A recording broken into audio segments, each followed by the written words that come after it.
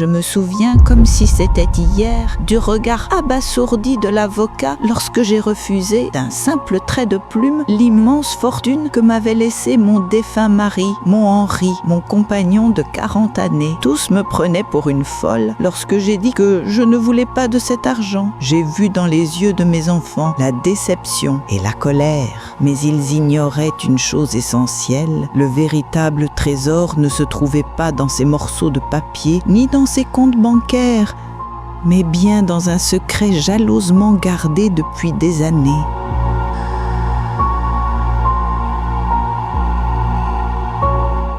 Cette maison où tout avait commencé, avec ses murs marqués de fissures qui portaient l'empreinte de ma jeunesse, de mes espoirs et des souvenirs partagés avec mon mari Henri, était pour moi le plus précieux des palais. Ici, dans notre petit royaume, nous croyons vivre d'un amour infiniment plus précieux que l'argent. Henri, mon défunt mari, cultivait les terres héritées de son père, gagnant chaque sou à la sueur de son front. C'était un homme discret, mais dont le cœur débordait de tendresse. Parfois, un seul de ses regards me donnait l'impression de lire tout un poème. Notre jeunesse avait été une sorte de conte, fait de difficultés, mais illuminé par la confiance inébranlable que nous avions l'un en l'autre.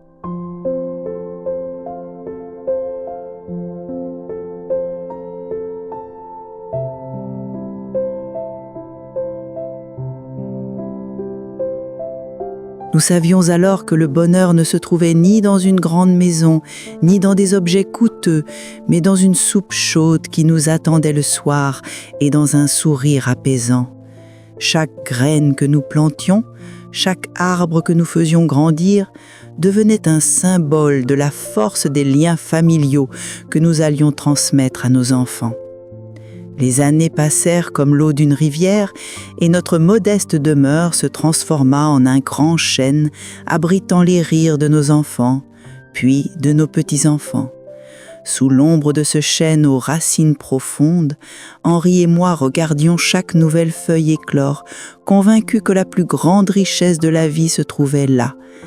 Les matins de fête, autour de grandes tables bruyantes de rires et de conversations, le regard apaisé et fier de mon mari valait pour moi tous les trésors du monde.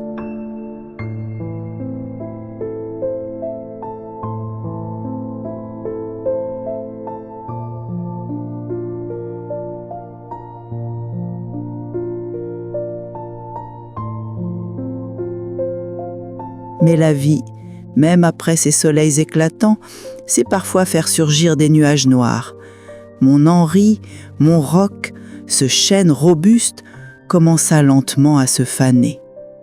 Un matin d'hiver, il s'alita, et les médecins prononcèrent ce diagnostic impitoyable. Alors, j'ai compris que notre monde de contes de fées s'assombrissait d'une ombre profonde. Au début de la maladie, voir mes enfants veiller sans relâche au chevet de leur père, sentir leur inquiétude sincère, m'apportait un peu de réconfort. J'y voyais la preuve que cette famille, bâtie avec tant d'efforts, saurait résister même à la plus terrible des tempêtes et que nous traverserions cette épreuve ensemble. Mais peu à peu, ces enfants dévoués disparurent, laissant place à des voix chuchotées dans les recoins de la maison. Je les surprenais à discuter, non pas de la santé de leur père, mais du sort de quelques arpents de terre et de cette vieille demeure. Leur inquiétude vibrait moins de douleur que d'avidité. Cette prise de conscience me transperça le cœur comme une lame fine. Plus les nuits s'étiraient, plus le corps de mon mari s'éteignait sous mes yeux, plus je me sentais seule. J'avais l'impression de perdre non seulement mon compagnon, mais aussi l'âme même de la famille à laquelle j'avais consacré ma vie. Cette solitude-là faisait plus mal encore que la maladie.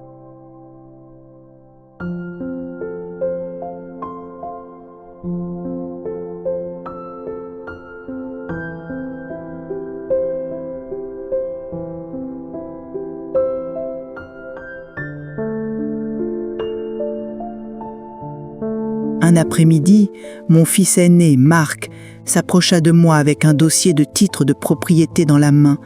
Comme si son père était déjà mort, il me parla froidement de simplifier les démarches en réglant certains transferts avant la fin.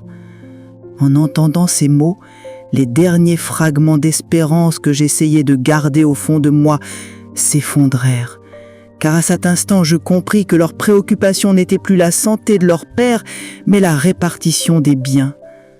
Après leur départ, je m'assis auprès d'Henri, pris ses mains cailleuses dans les miennes. Il ouvrit les yeux et me regarda d'un air qui disait tout, sa peine devant ce qu'il voyait, mais aussi son amour infini pour moi, et ce message silencieux « Ne sois pas triste, je sais tout ». Alors j'ai compris avec douleur que dans ce monde, il n'y avait plus que lui et moi.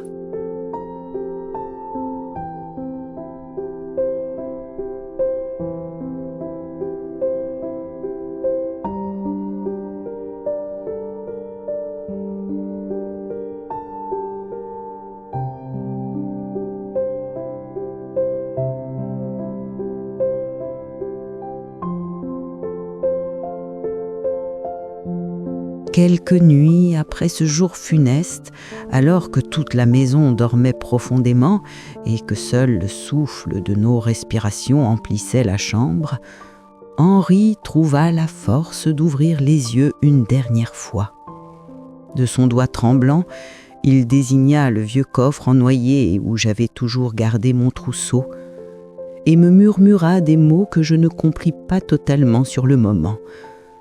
Pourtant, dans les tréfonds de mon âme, je sentis que derrière ces paroles se cachait un testament bien plus précieux que l'argent. Une responsabilité qui allait bouleverser ma vie. Puis vint l'inévitable. À l'aube, dans le silence le plus absolu, je sentis l'âme de mon compagnon de 40 ans s'échapper de son corps usé.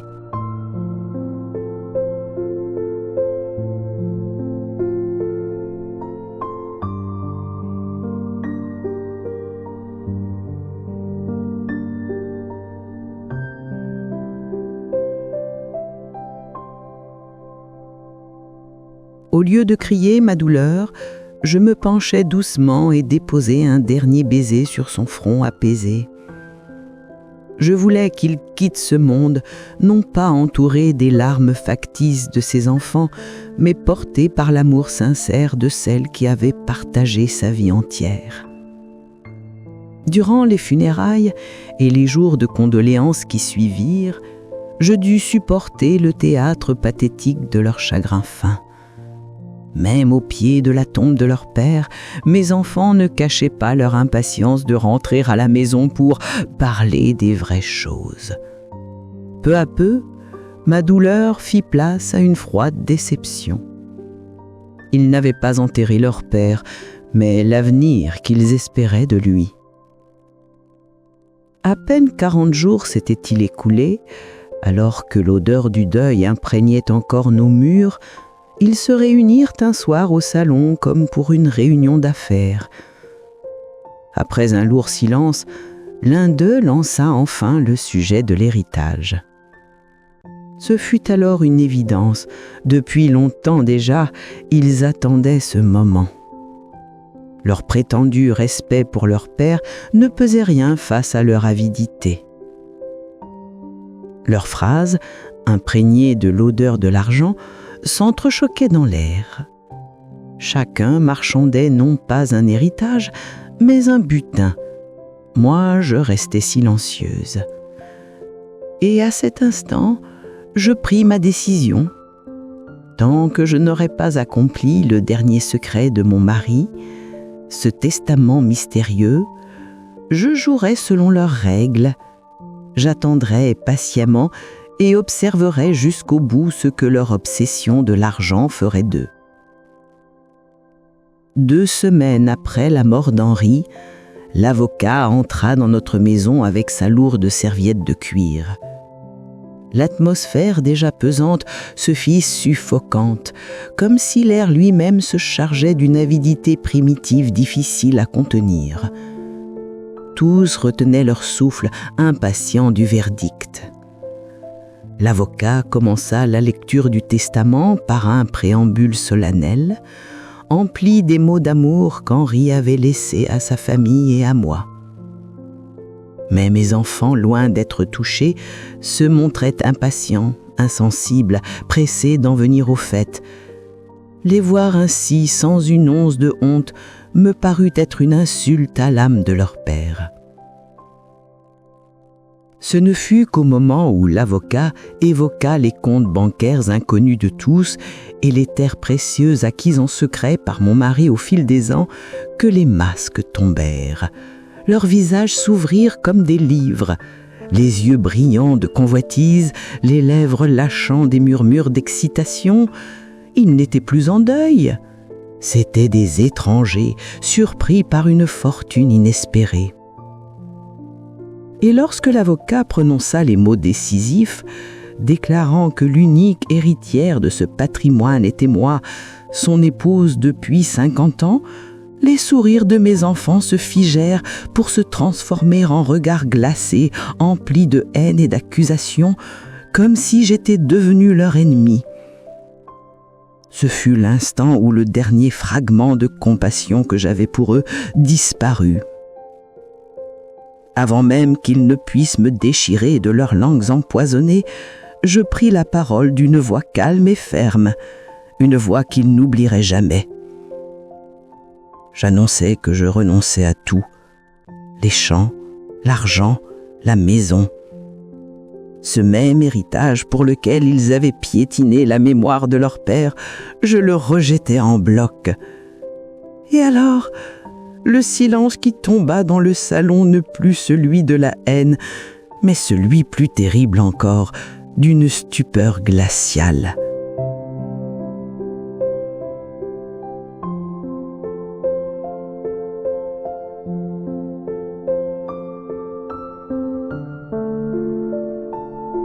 Dans ce silence lourd et insensé qui s'abattit sur le salon, je scrutais les visages vides de mes enfants, ceux qui, quelques instants plus tôt, tramaient déjà comment partager l'héritage de leur père. Je vis alors à quel point ma décision les avait pris au dépourvu. Dans leur petit monde où rien n'existait en dehors de l'argent, ils étaient incapables de concevoir qu'une mère puisse faire un tel sacrifice. Ce fut mon fils aîné, Marc, qui brisa le premier cette glace glaciale. D'un ton accusateur et insolent, il me lança comme à une étrangère devenue folle. « T'as perdu la tête ?»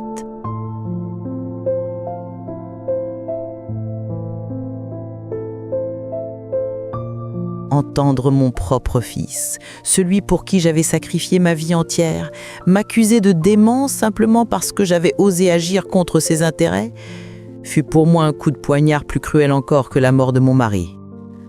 À partir de cette étincelle, la pièce se transforma en véritable chaos. Les accusations fusaient, chacune nourrie de leur égoïsme et de leur soif d'argent. L'un prétendit que j'avais des dettes cachées, un autre que j'avais perdu la raison, un troisième que je complotais pour garder la fortune à l'écart. Pas un seul ne prit le temps de se demander « Pourquoi notre mère agit-elle ainsi ? Quelle douleur peut-elle porter ?» Leur absence totale de compassion était la preuve la plus amère de l'obscurité qui avait envahi leurs âmes. Au milieu de ce vacarme, une seule voix resta posée et sensée.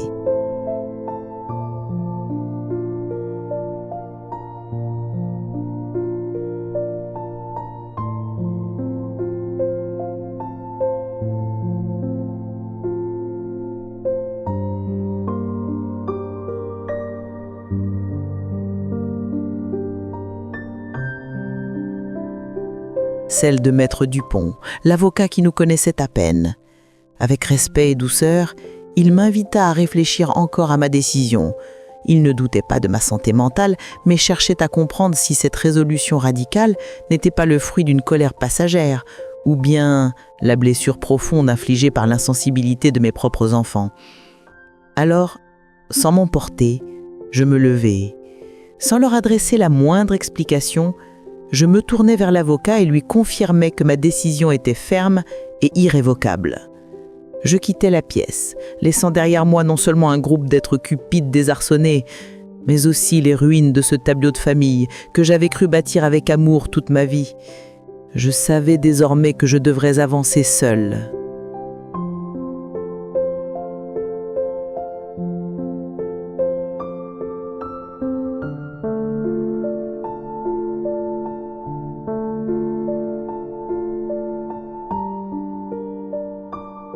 Les jours suivants, notre maison devint une prison invisible aux murs de glace. Mes enfants ne quittaient plus les lieux, surveillant l'héritage comme des gardiens, mais sans m'adresser un mot. Avec leur visage fermé et accusateur, ils firent de moi une étrangère dans ma propre demeure. Par ce silence pesant, ils pensaient m'user, me briser. Ce fut ma fille Claire qui rompit la première cette muraille, mais non pas avec tendresse. Elle vint vers moi faussement éplorée et tenta de m'apitoyer avec ses dettes, l'avenir de ses enfants et le prétendu égoïsme de ma décision. J'y vis alors toute sa petitesse. Elle voulait travestir mon amour maternel pour nourrir sa cupidité. Quand ces larmes vénéneuses restèrent sans effet, mon gendre et ma belle-fille entrèrent en scène. Ils adoptèrent tout d'un un ton obséquieux, me traitant comme une aïeule précieuse, feignant de se soucier de ma santé. Ils pensaient amadouer mon cœur avec de vaines flatteries, mais leurs intentions étaient si transparentes que leur comédie ressemblait à une farce maladroite. Quand la flatterie et les larmes ne suffirent pas, Marc montra enfin son vrai visage.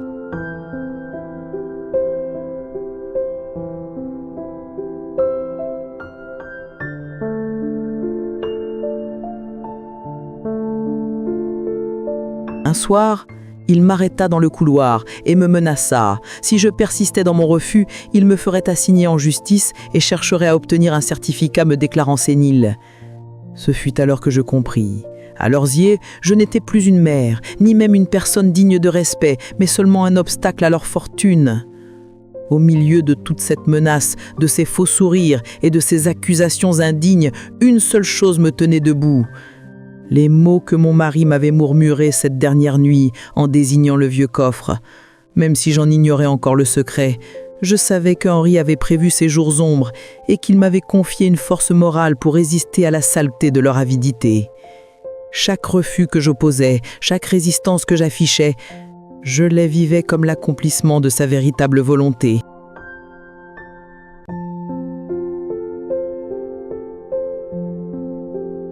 Cette nuit-là, tandis que défilaient dans mon esprit les menaces ignobles et les faux visages de mes enfants, je compris enfin, même sans en percer totalement le sens, pourquoi mon défunt mari m'avait désigné ce coffre ancien. Il n'attendait de moi qu'une seule chose, que je protège sa mémoire et les vraies valeurs de la famille que nous avions bâtie ensemble, que je cesse d'endurer en victime et que je reprenne les rênes de cette maison. Au matin, alors que tout le monde dormait encore paresseusement, j'appelai discrètement l'avocat. Je lui demandais d'entamer officiellement la procédure de renonciation à l'héritage, tout en m'informant de ce que je pouvais entreprendre en tant que légitime propriétaire de la maison pour mettre un terme aux agissements de ces invités qui troublaient ma paix. Ce fut mon premier geste pour leur montrer que désormais je n'étais plus seule et que je mènerais ce combat avec la loi pour allié. Après le silence pesant du petit déjeuner, je les fis tous venir au salon. Sans me soucier de leurs mines arrogantes et impatientes, je leur annonçai que, puisqu'ils étaient si avides de calcul, ils devraient désormais vivre non pas selon le souvenir de leur père, mais selon mes règles. Chaque sou qui entrait dans la maison, chaque bûche de bois brûlée serait dorénavant comptabilisée par mois, et les dépenses inconsidérées appartenaient au passé. Puis, devant leur stupeur, je leur rappelai que si cette demeure et cette terre avaient une valeur,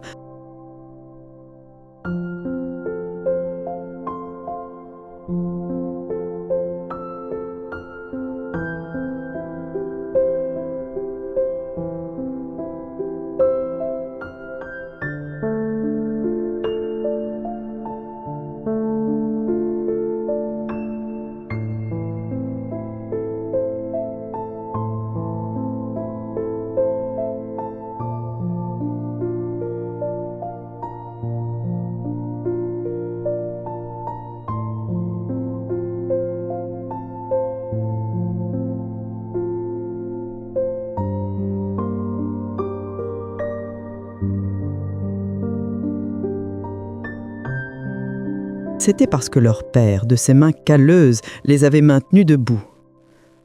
Désormais, chacun d'eux aurait, comme dans leur enfance, une part des tâches domestiques à assumer. Celui qui mange le pain sous ce toit devrait aussi en mériter la croûte. Le masque de suffisance et de paresse sur leur visage se mua alors en une colère ouverte. Face à mon initiative inattendue, ils restèrent un instant muets, choqués qu'on ose briser le confort de leur vie isive. Mais je venais d'anéantir leur siège silencieux d'un seul coup.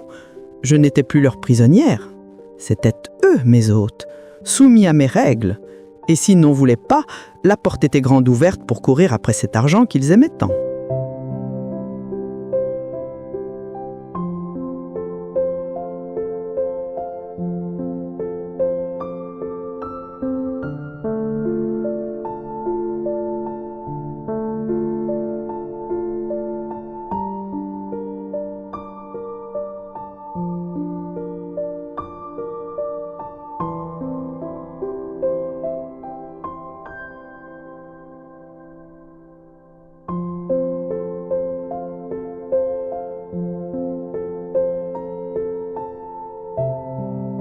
Le lendemain, lorsqu'ils essayèrent enfin de se mettre au travail, je les observais, désemparés devant les tâches les plus simples, comme des condamnés aux forcés de corvée, traînant leur fatigue et leurs plaintes à chaque geste. Leur maladresse m'apparaissait comme un spectacle édifiant. Voyant qu'il n'y avait pas d'échappatoire, ils cherchèrent vite refuge derrière des excuses et des mots imaginaires.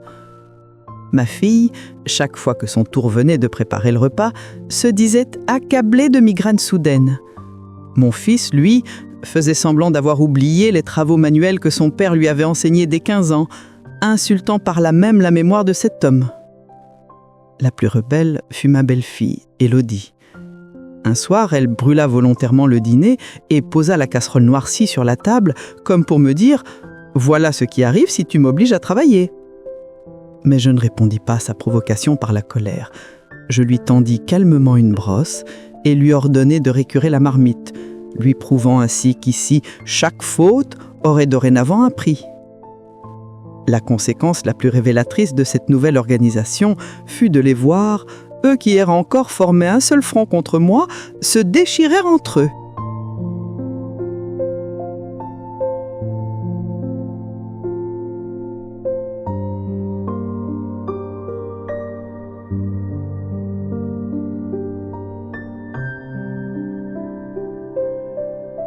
La maison résonnait de querelles mesquines sur qui travaillait le plus ou le moins, révélant combien leur alliance n'avait été qu'un pacte fragile bâti sur l'intérêt.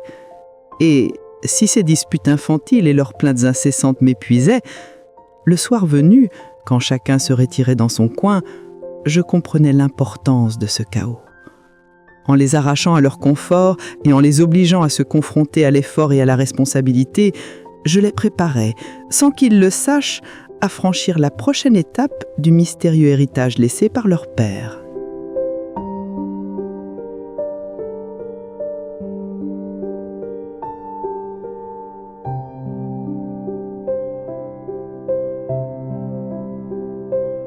Après ces semaines interminables de querelles et de corvées imposées, alors que les autres continuaient à chercher 1000 prétextes pour se plaindre et fuir le travail, je remarquai chez mon gendre Paul un changement subtil. Il semblait las de ces disputes absurdes et, comme mu par un respect nouveau pour la sœur de son beau-père disparu, il travaillait en silence, se tenant à l'écart des conversations avides qui enflammaient les autres. Un après-midi, je le surpris dans le jardin, tentant de réparer maladroitement la barrière que mon Henri n'avait jamais eu le temps de terminer. Voyant qu'il peinait à trouver le bon outil, je me dirigeai sans un mot vers la vieille caisse à outils de mon mari, pris le marteau qu'il affectionnait et le lui tendis. Dans son regard plein de gratitude, j'aperçus la naissance d'un pont silencieux entre nous. Il comprit à cet instant que je n'étais pas son ennemi. Le soir venu, tandis que les autres s'abrutissaient devant la télévision, Paul s'approcha de moi dans la lumière tamisée de la cuisine. Sa voix, timide et sincèrement empreinte de regret, me demanda pardon, non seulement pour lui, mais pour toute la famille et leur comportement irrespectueux. Après des semaines à me heurter à un mur de glace, je sentis éclore en moi une petite fleur d'espérance. C'était la première parole humaine et digne que j'entendais de leur part. Mais ce frêle espoir fut aussitôt piétiné. Ma belle-fille, Élise, qui avait espionné notre échange par la porte entr'ouverte, courut aussitôt répandre son venin. Dans sa bouche déformée par la suspicion, cette simple conversation devenait une trahison. Paul aurait voulu, disait-elle, s'attirer mes faveurs pour hériter seul. En un instant, le foyer se transforma en champ de bataille encore plus perfide. Au dîner, je vis mon gendre isolé, rejeté par tous, compris par sa propre épouse, comme s'il était atteint d'une lèpre. Cette image me brisa le cœur. L'avidité n'avait pas seulement corrompu leurs âmes, elle écrasait aussi la moindre graine de bonté qui aurait pu y germer.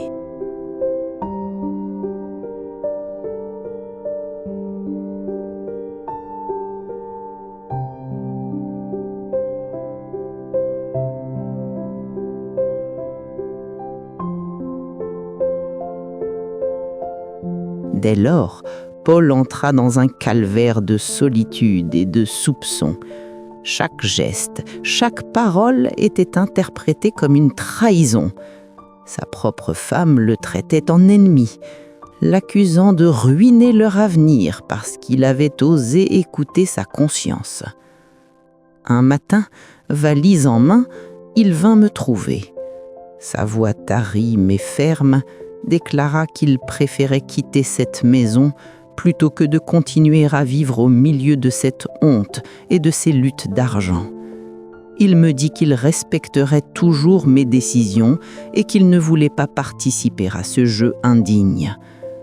Je compris alors que ce départ n'était pas une fuite, mais l'unique résistance digne dans ce marécage.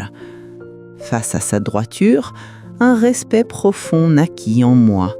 Je lui souris comme je ne l'avais pas fait depuis des années et lui assurai que cette maison resterait ouverte à tous ceux qui, comme lui, respectaient la mémoire de mon mari. Si Henri avait vu ce jour, il n'aurait pas éprouvé de fierté pour ses propres enfants, mais bien pour ce gendre fidèle et droit. Quand ma fille Claire, aveuglée par sa cupidité, somma Paul de choisir entre elle et moi, il n'hésita pas une seconde. Il se plaça à mes côtés. Ce choix déchira non seulement leur mariage, mais fit éclater au grand jour la vérité. Cette famille que je croyais soudée n'était qu'un assemblage fragile que l'épreuve venait de briser pour toujours.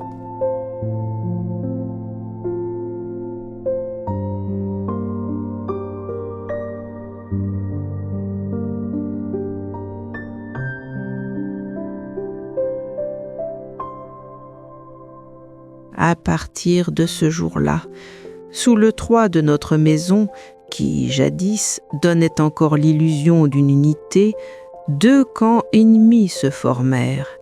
D'un côté, mes propres enfants, dont le cœur s'était scellé sous la soif de l'argent, de l'autre, mon gendre Paul et moi, unis par l'honneur et la conscience, refusant de céder à cette avidité. Constatant qu'il ne parvenait pas à détacher Paul de mon côté, mes enfants se tournèrent vers l'arme la plus vile, la rumeur et la calomnie. Chaque geste, chaque mot de notre part était sali par leurs esprits corrompus. Leurs insinuations chuchotées, volontairement apportées de mes oreilles, ne visaient pas seulement à salir ma réputation, mais aussi à entacher l'honneur de mon gendre. Ils pensaient ainsi nous briser dans une guerre psychologique. Ce fut la goutte d'eau. comprenant qu'ils avaient sombré au point de salir la mémoire de leur père en diffamant ceux qui tentaient de la préserver, je sus qu'il était temps de lever le voile sur le dernier secret qu'Henri m'avait confié. Leur conduite venait de prouver qu'ils n'étaient pas dignes de recevoir la moindre part de son héritage. Je me rendis au jardin où Paul bêchait la terre, et je lui demandai son aide. Pas seulement la force de ses bras, mais aussi celle de son âme. Je voulais qu'il soit témoin de son regard honnête et pur du moment où le secret confié par mon mari allait enfin voir le jour. Dans ses yeux brillait une confiance sans faille, et je sus alors que j'avais choisi le bon allié. Ensemble, nous sortîmes de ma chambre ce lourd coffre en noyer, recouvert de poussière.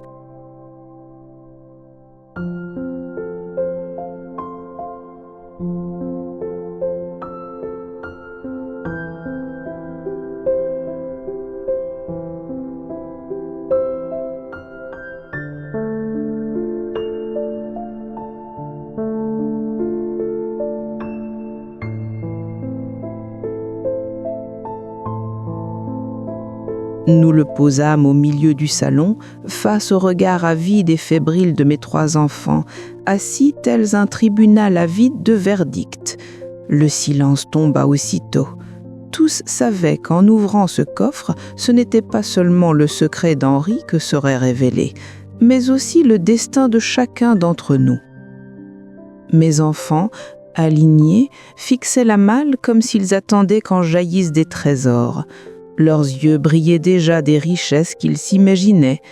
Moi, je ne pensais ni à l'or ni à l'argent. Tout ce qui battait en moi, c'était l'émotion d'ouvrir une dernière fois ce coffre fabriqué de ses mains de jeune homme et de recevoir son ultime message. De mon corsage, je sortis la petite clé rouillée que j'avais gardée contre mon cœur comme un talisman. En la tournant dans la serrure, j'eus l'impression d'ouvrir le verrou de toute une vie. Le grincement familier résonna et le couvercle se souleva lentement. Tous s'étaient penchés en avant comme pour humer à d'avance le parfum d'un trésor. Mais au lieu de l'éclat de l'or, ce fut l'odeur âcre de naphtaline qui s'en échappa. Leurs yeux se figèrent quand ils découvrirent non pas des richesses, mais des chaussons de bébé tricotés, des vieux bulletins scolaires, les pulls que j'avais jadis tricotés et les gants usés de leur père, témoins de ses labeurs aux champs. Leur mine valait 1000 discours. Voilà le véritable héritage qu'ils avaient méprisé et oublié. Tandis qu'eux regardaient ce bric-à-brac avec dégoût, mes yeux s'arrêtèrent ailleurs, tout en haut de la pile. Comme un diadème posé sur ses souvenirs, reposait une grande enveloppe. Sur elle, l'écriture familière de mon mari n'avait tracé qu'un seul mot. Mon prénom. Je sus alors que la véritable richesse n'était pas dans les objets, mais bien dans les mots scellés dans cette lettre. J'allais l'ouvrir quand mon fils aîné, Marc, se leva brusquement. Sans la moindre considération pour ces reliques de son enfance, il hurla outré « Tout ce cirque pour une malle de déchets ?» En cet instant, je compris définitivement que pour lui et pour les siens, rien de spirituel ou d'affectif n'avait la moindre valeur, et je mesurai avec une douleur glaciale combien mon mari avait eu raison dans ses sombres pressentiments.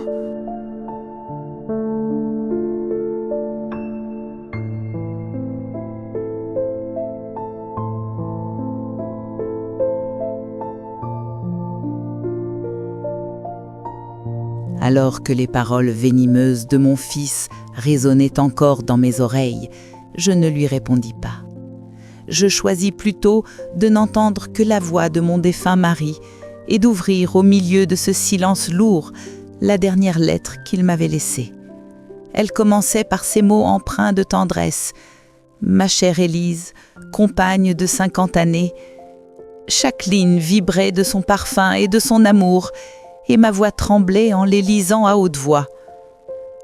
À mesure que j'avançais dans le texte, je découvrais avec admiration combien son cœur sage avait perçu des années auparavant la cupidité qui emprisonnait déjà l'âme de nos enfants. Il avait prévu que l'héritage annoncé par l'avocat ne serait qu'un appât. En le refusant, je provoquerais l'éveil de ce monstre d'avidité et leurs masques tomberaient d'eux-mêmes. Je me rendais compte que Henri n'avait pas seulement été un mari aimant, mais aussi un homme d'une lucidité remarquable. Puis vint la révélation. Mon mari racontait comment il avait vendu en secret les terres stériles que tous jugeaient sans valeur et comment il avait investi l'argent avec une sagesse telle que la fortune qu'il avait constituée en silence dépassait de 50 fois celle que l'avocat avait rendue publique. À ce passage, les visages de mes enfants changèrent. Quelques minutes plus tôt, ils avaient traité nos souvenirs de déchets, et maintenant, leur regard s'enflammait d'un désir dévorant. Mais la phrase décisive surgit bientôt. Henri précisait que cette immense fortune ne leur reviendrait jamais en l'état.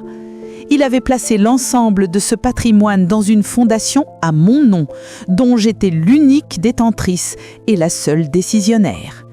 J'étais la clé, la gardienne, la main qui déciderait à qui, quand et combien donner, et ce, tant que je vivrais. À ces mots, l'attente haletante de mes enfants fit place à un silence de mort. Enfin, la lettre s'achevait ainsi. « Ma chère Élise, ne leur transmets pas l'argent, mais les valeurs que l'argent ne pourra jamais acheter. Ce n'est qu'à cette condition qu'ils seront dignes de l'héritage de leur père. » Quand je posais la feuille tremblante sur la table et relevais la tête, je vis leur visage défait. Ils comprenaient qu'ils avaient échoué au test que leur père leur avait tendu et qu'en méprisant ma confiance, ils avaient brisé de leurs propres mains la seule clé qui pouvait les rapprocher de cette fortune, mon cœur de mère. Dans le silence glacial qui suivit, leurs traits figés ressemblaient à ceux de joueurs ruinés, touchant du doigt un gain immense pour le voir aussitôt leur échapper. Ils comprenaient que ce n'était pas seulement l'héritage d'Henri qu'ils avaient perdu, mais aussi mon respect, mon amour et plus que tout, ma confiance.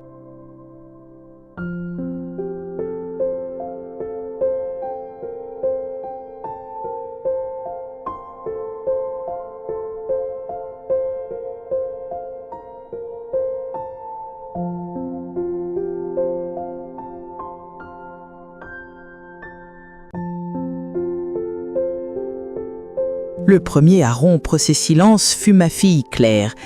Elle se jeta à mes genoux en m'appelant ma chère maman, elle qui quelques instants plus tôt m'avait accablée d'injures.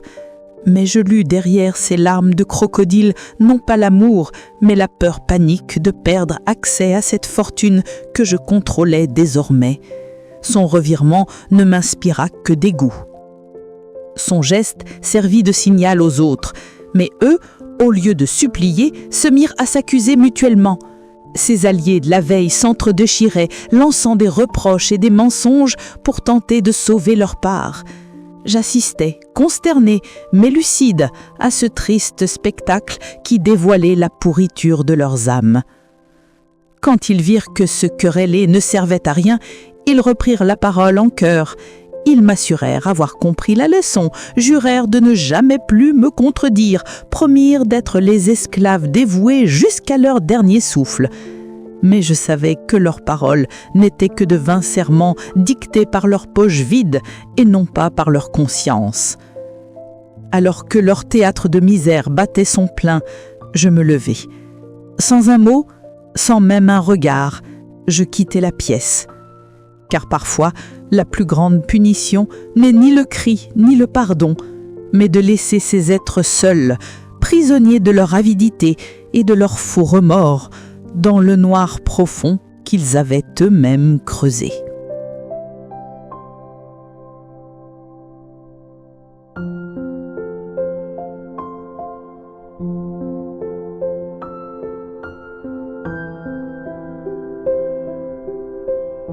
Les jours qui suivirent cette grande confrontation furent marqués dans notre maison par un calme étrange, collant et oppressant comme jamais je n'en avais connu. Car ceux-là même qui la veille encore me traitaient comme une ennemie se montraient désormais obséquieux, feignant l'admiration à chacun de mes gestes, à chaque souffle que je prenais, dans l'unique espoir de ne pas perdre l'accès à cette fortune qu'ils croyaient déjà leur appartenir. À mes yeux, ils n'étaient plus que des courtisans sans âme, vendus à leur cupidité. Je décidai alors de ne plus tolérer davantage cette mascarade et de poser le premier jalon pour accomplir le vœu de mon défunt mari.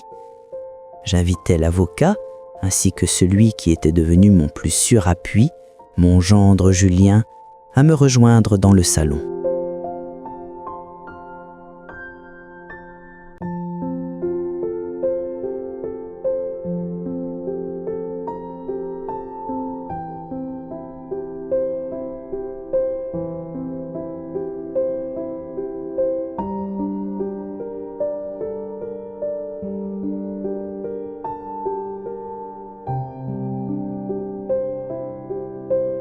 Pendant que mes enfants restaient derrière la porte, consumés par leur curiosité et leur avidité, nous tîns la première réunion pour décider du destin de cet argent.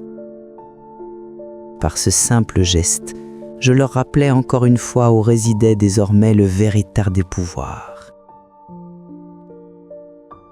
Durant cette rencontre, je déclarai clairement, en présence de l'avocat, que la première action de la fondation portant le nom de mon mari ne servirait pas à financer leurs rêves futiles de luxe, mais à subvenir aux besoins de l'orphelinat que leur père avait tant aimé. La première part importante de la fortune serait consacrée à l'avenir d'enfants qu'ils ne connaissaient même pas. Et je vis dans leurs regards fixés depuis le seuil toute l'amertume et la colère de comprendre que leur argent profitait à d'autres. Mais j'avais choisi de faire de ce pouvoir un outil d'éducation plutôt qu'une vengeance. Ce soir-là, je remis à chacun une modeste somme d'argent et une clé, avant de les envoyer hors de ce havre qu'ils avaient toujours connu. Je leur annonçai qu'il leur fallait désormais affronter la mer impitoyable de la vie, apprendre par eux-mêmes ce que signifiait gagner son pain à la sueur de son front.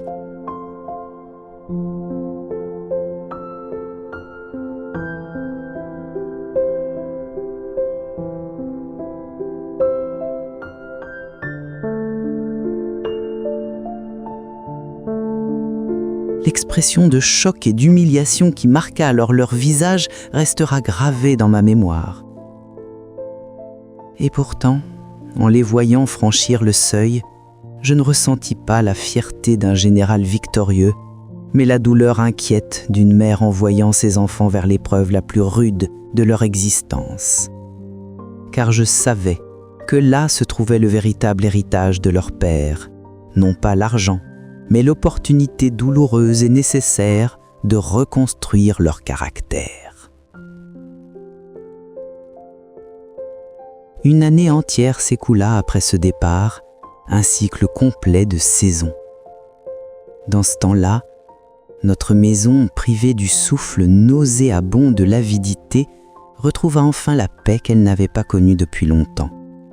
Ses murs n'étaient plus témoins des murmures du gain facile, mais résonnaient seulement des bienfaits accomplis par la fondation en mémoire de mon mari et de la sérénité douce qu'apportent les bonnes actions. Par l'avocat, je reçus en secret des nouvelles. Mon fils aîné, Marc, et son épouse avaient dilapidé avec insouciance l'argent que je leur avais confié, menant grand train comme si jamais il ne devait s'épuiser. Incapable de dompter son orgueil et son arrogance, Marc échouait dans toutes ses entreprises et les querelles incessantes avec sa femme, habituée au confort, ne faisaient qu'empirer leur chute. Les nouvelles concernant ma fille Claire apaisaient un peu mon cœur. Poussée par ses responsabilités de mère, elle avait délaissé sa vie frivole pour accepter un emploi modeste. Elle apprenait à gérer son argent et un jour, me dit-on, elle renonça à une robe chère aperçue en vitrine pour acheter un cadeau à son enfant. Pour la première fois, elle laissait l'amour maternel triompher de son égoïsme. Enfin, le sort de mon fils aîné prit une tournure tragique. Quand tout fut consommé, leurs derniers sous dépensés, leur logement perdu, son épouse l'abandonna lâchement, le laissant seul et sans ressources dans la grande ville. Mon cœur de mère saigna en l'entendant, mais je savais aussi que parfois il faut mourir à soi-même pour renaître. En recevant toutes ces nouvelles, je ne me réjouis pas de la détresse de mon fils, ni ne m'enorgueillis des progrès de ma fille, j'attendais simplement, patiemment. Car la leçon la plus précieuse que m'avait transmise mon défunt mari était que le véritable changement ne vient ni de la contrainte ni de l'argent, mais seulement quand un être humain, ayant touché le fond, choisit de remonter vers la lumière guidé par la clarté de sa propre conscience. C'est cet instant, ce moment de repentance véritable que j'espérais.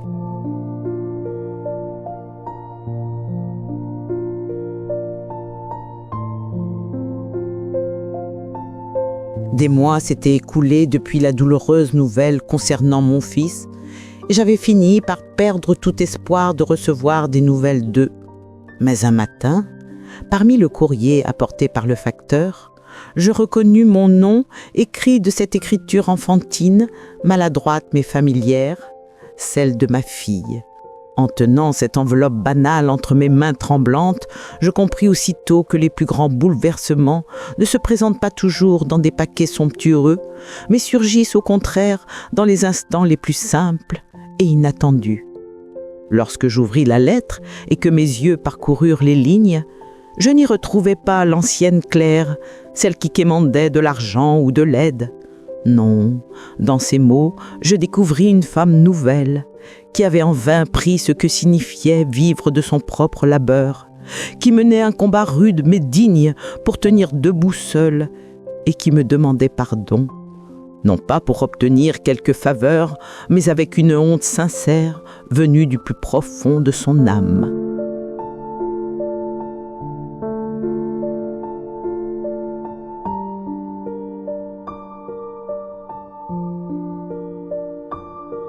Et à la fin de sa lettre, elle n'implorait ni argent ni absolution. Elle formulait seulement une requête humble et touchante. Pouvoir venir un court week-end avec ses enfants, afin qu'ils n'oublient pas leurs racines, afin de revoir leur grand-mère et de se recueillir sur la terre de leur grand-père. C'est alors que je compris que l'épreuve douloureuse imaginée par mon défunt mari avait porté son premier fruit. Ma fille avait appris la leçon qu'aucune fortune ne peut acheter, celle de l'humilité et du respect des liens familiaux. Submergé par une émotion indicible, les larmes aux yeux, je tendis la lettre à Julien, mon gendre, que je considérais désormais comme mon propre fils. En lisant à son tour ces lignes, il partagea ma joie et je vis ses yeux briller du même bonheur que les miens. Sa présence bienveillante me rappela à quel point c'était une bénédiction de pouvoir compter sur un cœur aussi loyal et généreux à mes côtés.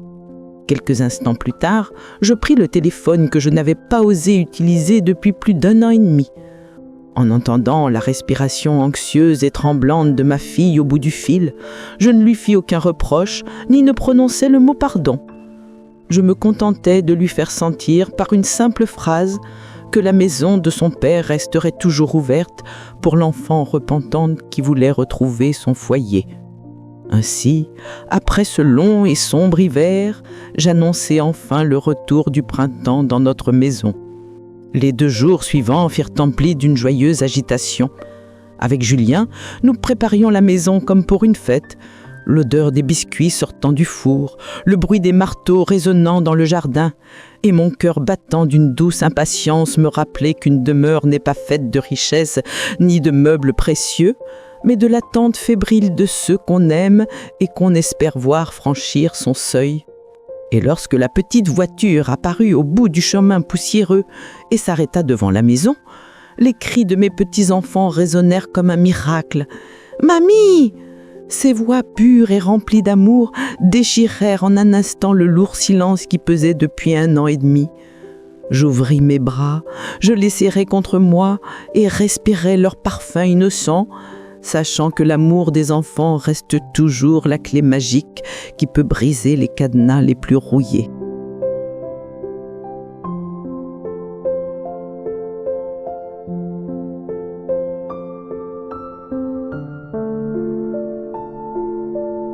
Devant moi, ma fille se tenait, la tête basse, les joues trempées de larmes, comme une enfant fautive. Je n'eus pas de mots de reproche ni de sermon. J'ai simplement ouvert mes bras et dans cette étreinte chaleureuse et serrée, j'ai mis fin à 1 an et demi d'attente, de souffrance et de silence. Tout le week-end, elle ne se comportait pas comme une invitée, mais comme une vraie habitante de cette maison. Elle revint dans ma cuisine, partagea mes confidences et finit par m'ouvrir son cœur. Elle me parla de la plus grande plaie qui la rongeait, l'injustice qu'elle avait commise envers son frère et le profond remords qu'elle ressentait face à son état misérable. En me confiant cela, elle n'était pas seulement revenue dans sa maison, mais aussi dans sa conscience. Lorsqu'ils reprirent la route, leur coffre rempli non seulement des fruits de mon jardin, mais aussi de mon affection, je demandai à ma fille au moment de l'adieu de me donner la dernière adresse connue de son frère, car je savais que le cercle blessé de notre famille n'était pas encore refermé et que désormais m'attendait la mission la plus difficile de toutes, retrouver ce fils perdu, orgueilleux et sans doute plus que jamais avide d'amour, et tenter de le tirer du gouffre où il était tombé.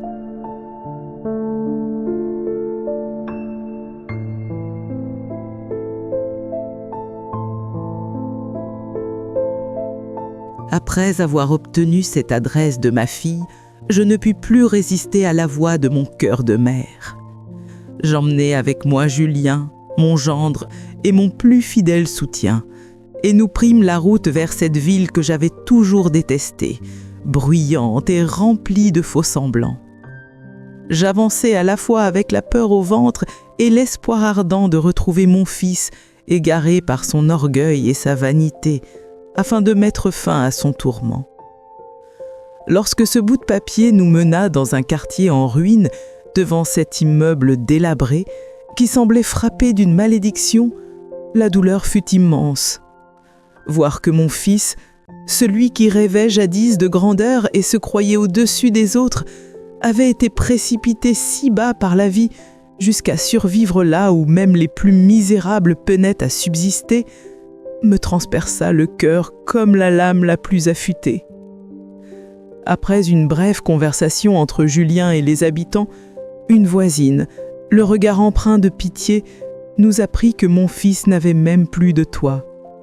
Elle nous dit qu'il passait ses nuits dans les parcs glacés, seul, comme un chien errant, recroquevillé sur des bancs. En cet instant, le temps s'arrêta pour moi. Mon souffle se coupa, et je connus l'une des douleurs les plus insoutenables qu'une mère puisse vivre pour son enfant. Enfin, je le retrouvai, au fond du parc, sur un banc isolé. Le poids du monde semblait s'être abattu sur lui. Son corps n'était plus qu'une ombre, son port altier avait disparu. Sa tête, jadis si fière, était inclinée. À chaque pas que je fis vers lui, ce n'était pas seulement à lui que j'allais, mais aussi vers mes propres manquements de mère, vers ce sentiment de culpabilité d'avoir laissé son avidité dévorante grandir sans y mettre un frein. Alors qu'il cherchait à détourner de moi son regard chargé de honte, je m'assis silencieusement à ses côtés. De mes mains tremblantes, je posai sur ses genoux une vieille photo où son père jadis le tenait tendrement dans ses bras d'ove encore jeunes. Puis je lui soufflai que toutes les querelles, les haines et les souffrances étaient désormais finies et que quoi qu'il arrive, il lui resterait toujours un refuge dans ce monde, sa mère. Et ce fils, qui n'avait jamais voulu céder un pouce de son orgueil, s'abandonna soudain, pleurant à chaudes larmes sur mon épaule, non pour l'argent, mais pour l'innocence qu'il avait perdue. 1 an passa après cette étreinte douloureuse dans le parc. Désormais, le jardin de notre maison ne résonnait plus seulement des rires de mes petits-enfants, mais aussi de la présence apaisée de mes enfants revenus de leurs erreurs. Ayant enterré leur orgueil, ils avaient retrouvé l'honneur sacré de gagner leur pain à la sueur de leur front. Notre foyer n'était plus le théâtre d'une guerre d'héritage, mais la forteresse d'une famille renaissante. Restant fidèle au plan sage de mon défunt mari, je n'avais pas distribué cette immense fortune comme un don, mais je l'avais utilisée pour leur offrir des ailes. À ma fille, j'avais confié un petit capital afin qu'elle poursuive ses rêves. À mon fils, je payais scrupuleusement chaque journée de dur labeur dans les champs. Ainsi, ils apprenaient que le seul argent doux est celui que l'on mérite, non celui qu'on mendie ou qu'on attend d'un héritage. Et ce soir-là, autour de notre table simple mais généreuse, je contemplais ma fille devenue maîtresse de son propre destin, mon fils dont les mains durcies par la terre trempaient son pain dans la soupe, et mon gendre fidèle, compagnon de toutes mes épreuves. Je sentis au plus profond de moi que le véritable héritage de mon mari n'était pas l'or caché dans une banque, mais ce moment même, une famille fatiguée mais réconciliée qui retrouvait enfin la valeur des liens perdus.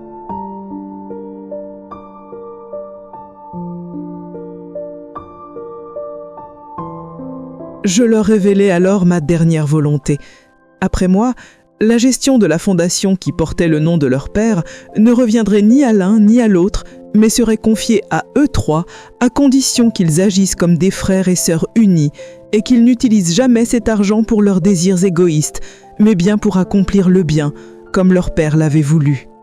Ce n'était pas seulement un patrimoine que je leur confiais, mais aussi une ultime chance de se faire à nouveau confiance. Aujourd'hui, dans la lueur rougeoyante du soleil couchant, en contemplant mes enfants, fatigués mais dignes de retour des champs, et mes petits-enfants jouant dans le jardin, je tiens dans mes mains la seule véritable richesse que m'ait laissée mon époux, son visage souriant sorti de ce vieux coffre. Et je comprends que la plus grande fortune au monde ne réside pas dans des comptes en banque, mais dans un foyer où l'on peut se réfugier après une journée difficile, dans une famille fidèle qui pardonne tes fautes, et dans un nom qui, même après toi, continue à semer le bien.